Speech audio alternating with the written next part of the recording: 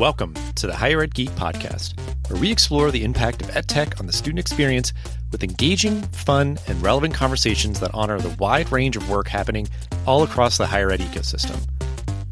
I'm your host, Dustin Ramsdell. I've been working in and around higher ed for the past decade, focused on student support and digital experience.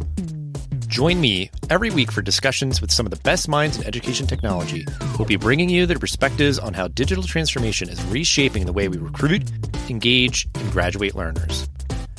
You'll hear firsthand accounts of how institutional leaders are developing their strategy, as well as get deeper on the stories of how these EdTech tools are being built to foster better student outcomes. With that, let's get to today's episode. Welcome back, everyone, to another bonus live episode of the Higher Ed Geek Podcast, recorded here at South by Southwest EDU in Austin. If you're following along, we are wrapping up our time here. We're in the final day, the crossover day of the event. We're doing two more interviews here, and this interview is with a return guest, somebody I talked to last year at South by EDU, which is always exciting to have someone back that I enjoyed talking to and everything. So. And if you want to kind of just, kind of reintroduce yourself, and then I'm just curious, anything notable, I guess, has happened since last we spoke, pretty much exactly a year. But yeah, just going to introduce yourself, your professional background, and any cool updates since last year. Well, thanks for having me. I'm Ana Homayoun. This year marks 25 years of Green Ivy Educational Consulting, the academic advising firm that I founded in the Silicon Valley. Our focus has always been executive functioning skills. And about 6 years ago, I founded Luminaria Learning, which is a nonprofit initiative to bring these skills into schools, because I believe that all students need these underlying critical, durable skills, not just for academic success, but for workforce development, for overall well-being. And since I saw you last year, very exciting, my latest book is coming out this June in paperback. It's going to have an updated introduction that really talks about AI in the workforce and how these skills are even more important now. And I'm just excited to talk about career-connected learning and how this all fits in to what schools, K through 12, and colleges are really looking at today. Yeah, just appreciate you, again, just giving the time here, and we'll definitely link out to the book if folks want to, take a look and pre-order and that sort of thing. But I think, we're just speaking before we recorded, I appreciate your, sort of vantage point and your perspective, I think kind of getting more, tangible about all this stuff, because I think it is, about how many people I think could probably say oh yeah, this is maybe a major trend line or thing happening, but they might not really understand how to really kind of, get their arms around it or kind of take action. But before we get too far too, I get with it being kind of, the end of EDU, any reflections on your experience, kind of what brought you here, or kind of things that you were up to that, you feel kind of were notable, I guess, anecdotes or experiences, sessions and things that you were a part of or attended. Take it as you will, just reflecting on that.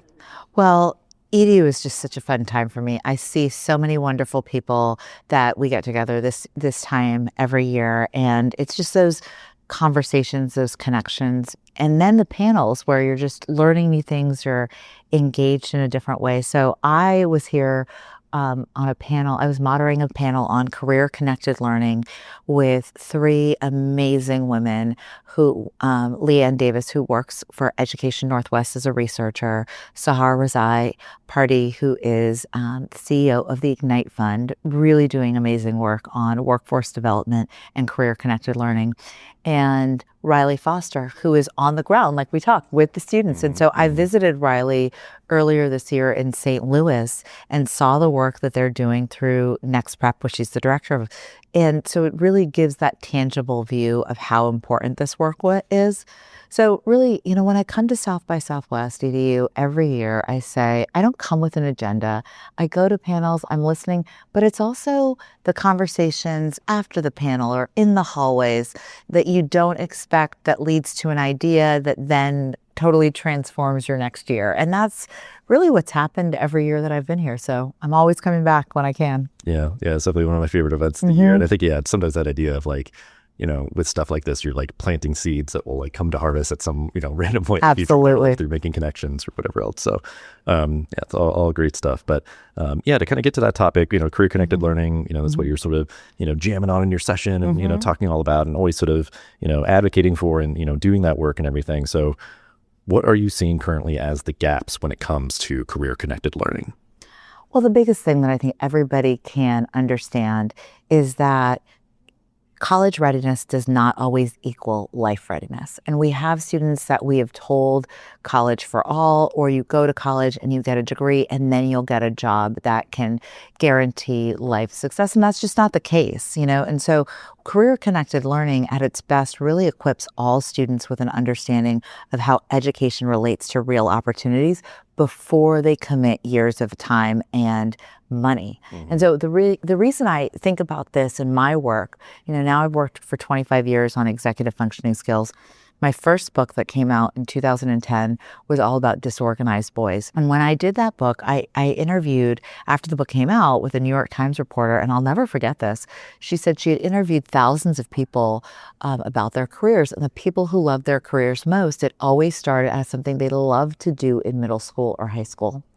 And what I really have argued over the last 2 decades is that we have taken out the exploration, the idea of expanding your perspective, because we've really narrowed what success looks like.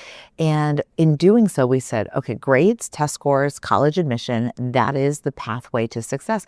And we now know that's not the case. And so the more that we can, for all students, not just students who are going to college or who are choosing an alternative pathway, look at this as a way of thinking that multiple pathways deserve equal dignity, and that dignity exists when these pathways lead to real economic mobility and financial viability. This is true for adults. This is true for kids. I think one of the biggest things that, we're helping people understand is that career-connected learning really expands options. It doesn't narrow them. So early career exposure, it's about exploration and skill building, and in some cases about stackable credentials. So a student can start this journey and doesn't have to do 6 years of work before they can get to a job that pays a living wage. They can, along the way, become a medical assistant, or, I think about the healthcare field, where we have a lot of people that need jobs, that we have a lot of openings, and we have a gap with what students are coming out of school with the skills for. Yeah, I mean, that's all stuff that I always kind of advocate for, the stackable piece, or just sort of like expanding options for people to kind of understand, even just like whether I want to get a 4-year degree, what types of institutions or things that would be, a good place for them in terms of like the program offerings or the, funding sources they might get, where it's like, hey, you're a great student, an institution that's not on your radar would love to have you, and they might give you a full ride or something where, otherwise it might be like, oh, I got to go to, the Ivy League or whatever else. And it's like, yeah, but you might be kind of like, a small fish in a big pond, with all these other sort of students and stuff. It'd be like super competitive and whatever else, versus being like, okay, you're gonna have a better quality of life experience there, be able to do really great stuff. And again, the funding. So there's a lot of elements of at least people kind of making more informed choices about where they're studying, what they're studying, and and then that was the stackable piece is one that I love too. So, and one thing I'll say before I go on is that it's really important to understand that this doesn't limit choices, because it helps them also. Career-connected learning helps build those critical executive functioning skills. So around adaptability, cognitive flexibility, inhibitory control, so self-regulating your emotions. When you have this exposure early to what the workplace or what situations will look like, you're also more adaptable as things change, because what we know is things are changing all the time, right? If we were sitting here 15 years ago and thinking about the jobs that would exist in 2026, we would be like, what? So I think it's really important to see that is key to understanding what's possible in this moment. Yeah. And I guess it's just the acknowledgement of K through 12 or higher ed, that idea of just kind of being lectured at does something, but I think leaves a lot to be desired. And the idea of how much you can kind of gain by, in some form or another, embedding the experiential, career-connected stuff, that idea that gives you all that, all the skill set, but then would hopefully and in a smaller setting and stuff, right? In a smaller setting where you're really being able to be hands-on and having those connections that are non-transactional, of someone saying, hey, this is what you're really good at, it's really helpful. Yeah.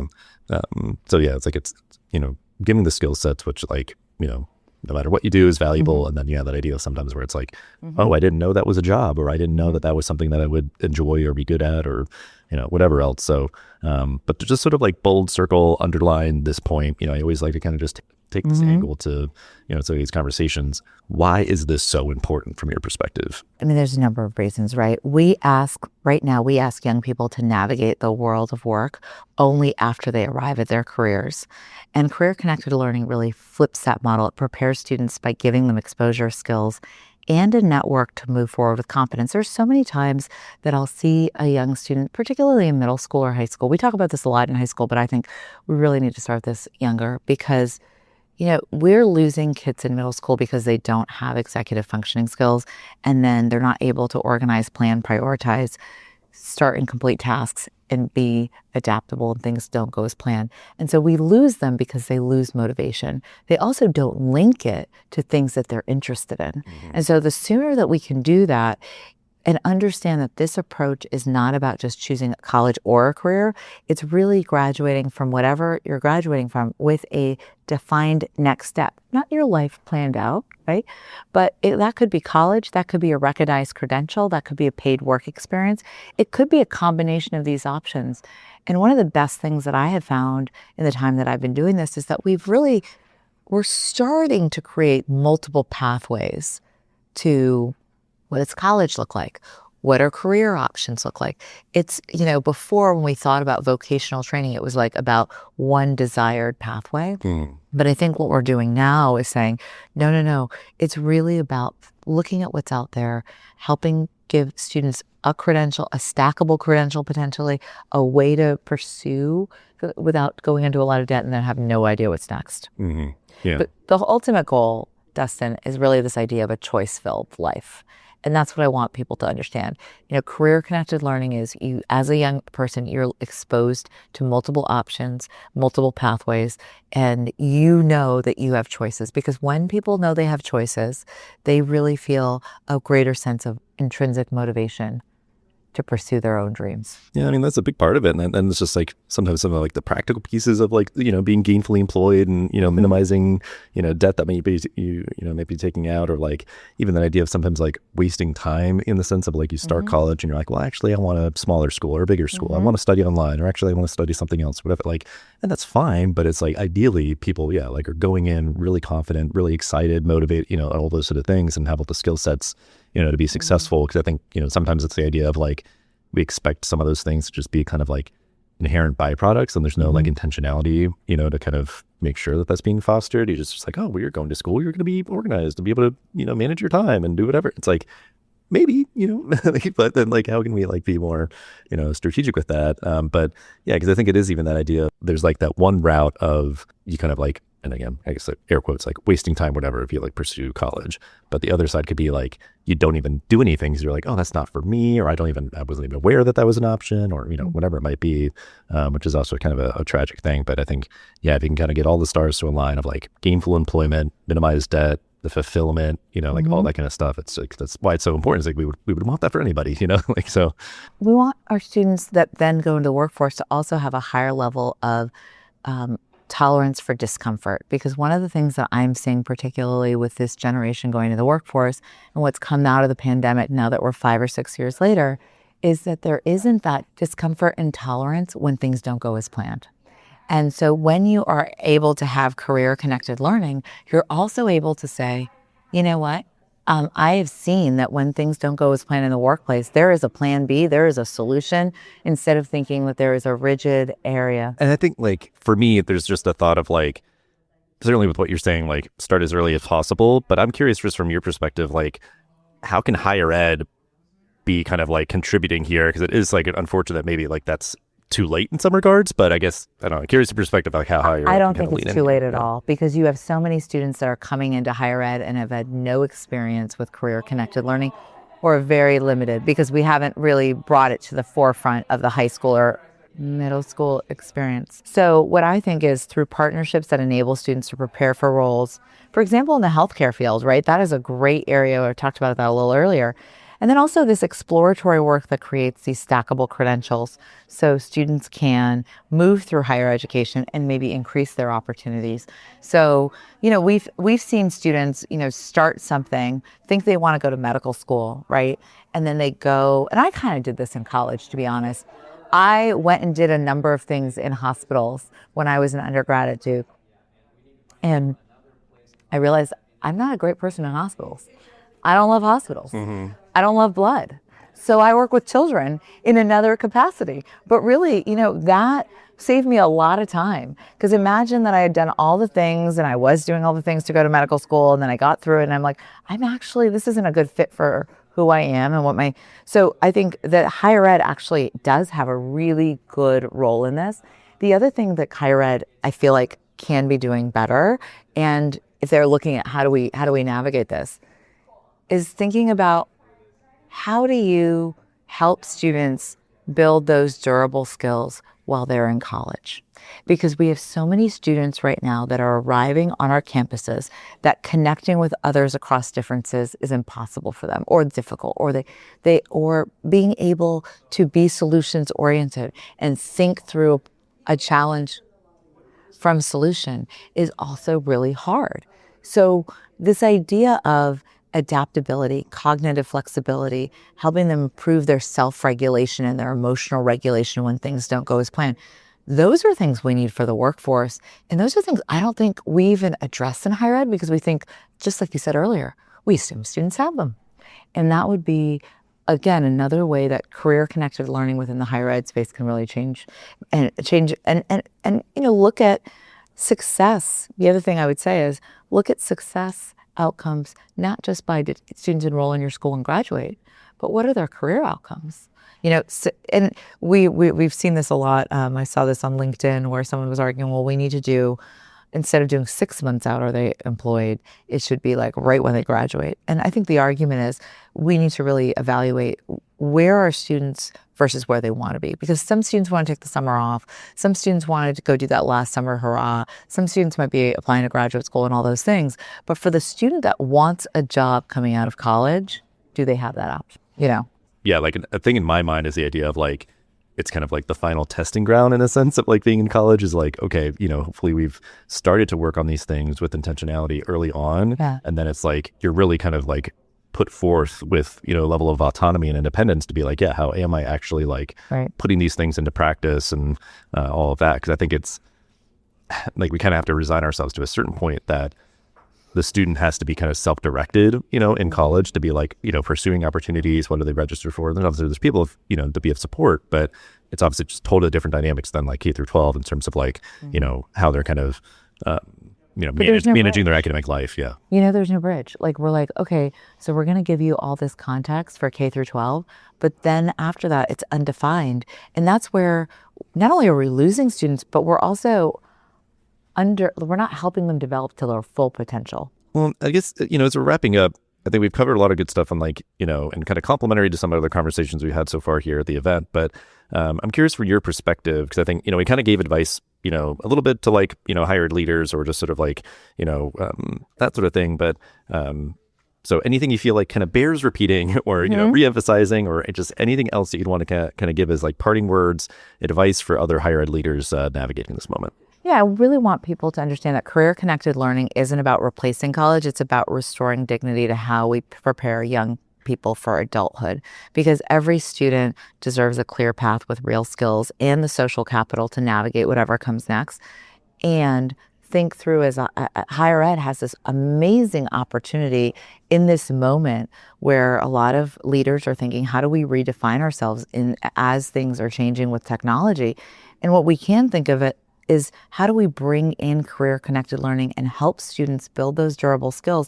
And how do we change how we evaluate success so that it works backwards? Because when our evaluation is just enrollment and graduation, it limits our ability to really look at, are we serving our students as they move through the next step with confidence? Yeah, I even feel like, there could be sort of this like peak kind of apex of all of this where like institutions, and certainly I think those would work pretty or easier or more seamless in sort of like, public schools and public colleges, like within a state, is like them even like leaning in really far to be kind of like, kind of sponsoring or something like kind of efforts in this area, because it's sort of like, it benefits you ultimately, or like, hopefully you're kind of like building kind of rapport or affinity with students early on. But yeah, it's like just that idea of like bridges, which are like kind of strategically, intentionally built to kind of keep people moving in the right direction, whatever that direction is. Well, I think one thing to conclude with is also this idea that we know that incentives drive behavior. So instead of saying that this is just a nice to have, we want to look at this as a pipeline for employers, because that is what will really change the behavior, because we can't keep relying on individual champions when the accountability systems are rewarding enrollment and graduation instead of job placement and wage. And so that's where we need to design those incentives to reward the outcomes that support the economic mobility, the financial stability, and the long-term career outcomes for students. Absolutely. Absolutely. I love it. So yeah, always great talking to you. I really appreciate your time and your perspective and insights here. I have ways to connect with you and your work in the episode description, but great to see you again. Thank you. Thanks for hanging out. Thanks so much. Thanks for listening to the Higher Ed Geek podcast. This show is a proud member of the Enrollify network, home to Higher Ed's largest collection of podcasts. Enrollify is where higher ed goes to grow. So be sure to check out our other podcasts, webinars, video clips, blogs, and more. Visit Enrollify.org and subscribe for all the latest details and content drops directly to your inbox. Enrollify is brought to you by Element 451, the digital workforce platform for higher ed. Learn more at element451.com.